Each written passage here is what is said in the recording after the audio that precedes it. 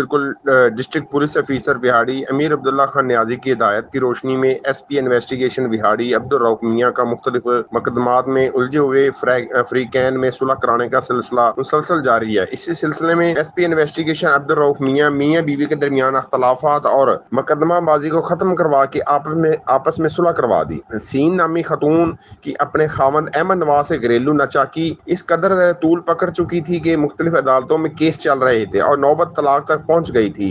दोनों खानदानों में दुश्मनी इस कदर शदीद हो गई थी कि जानी नुकसान का खतरा था। SP इन्वेस्टिगेशन अब्दुल रऊफ मियाँ ने दोनों पार्टियों को बरीक बीनी से सुना, दोनों फ्रीकैन के मबैन मामले को बाहिमी रजामंदी से हल करवा के लड़ाई झगड़ा खत्म करवा कर मियाँ बीवी और दोनों खानदानों में सुलह करवा दी।